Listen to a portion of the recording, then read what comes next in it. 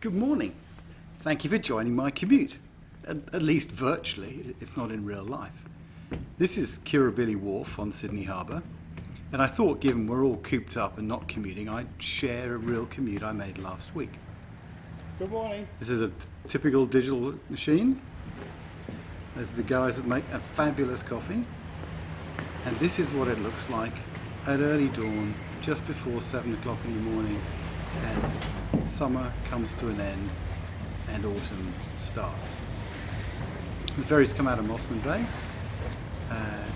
and whirl around and pick us up here, and it is just a single short ride into the city. What I thought we'd do is just share my thoughts on what it's like to work when you're working from home and how you need to get organised, because as I think about it, working remotely or working in some form of isolation is not something to do by yourself. It should be a team sport. So you've got to look after yourself, you've got to look after your team, and you need to look after your friends and family too.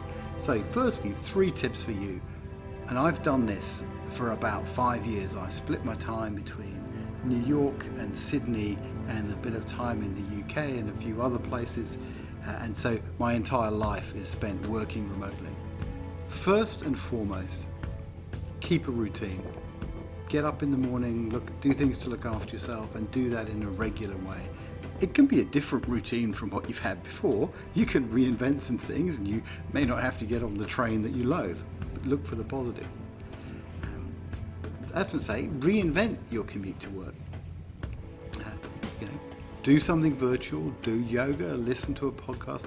Find something you can do for 5, 10, 15 minutes to break the time between leaving home virtually and sitting down to work. It's a wonderful place to reset your brain and get ready for the day.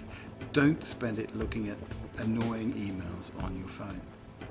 Thirdly, you've got to get yourself well set up. You need to, if you can, have clearly sit at a proper table or desk and a proper chair, even if it's your kitchen table.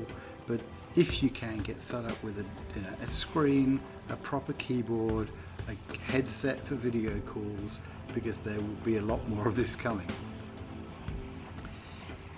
Just take a look at what a wonderful harbour this is. It is such a magical place to commute.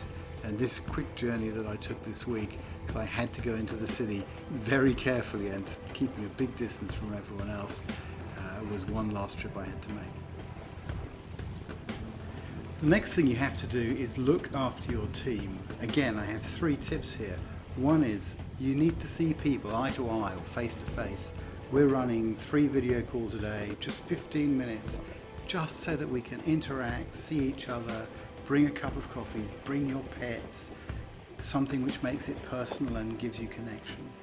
The second one is the heart thing. Really take care of your team. Small things can go a really long way, so don't hold back in asking for something you need or offering things to your team. And the third thing is really stand shoulder to shoulder with them. Talk openly about the challenges. Don't promise things that you can't deliver, but do ask for help. And I guarantee you, your team will amaze you. The last area is to look after your friends and family and community. And this is a really two-way street, because everything you give, you will get back in spades. So, firstly, call your friends, make a video connection to them. They may not be doing as well as you, they are probably lonely, or even they're doing fine and you find out you're not. So that conversation is incredibly important.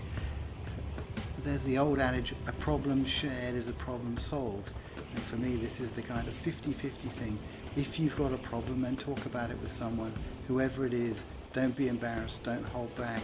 It'll probably evaporate, or at least feel better in talking to someone. And then thirdly, we're in physical isolation, but we mustn't be in social isolation.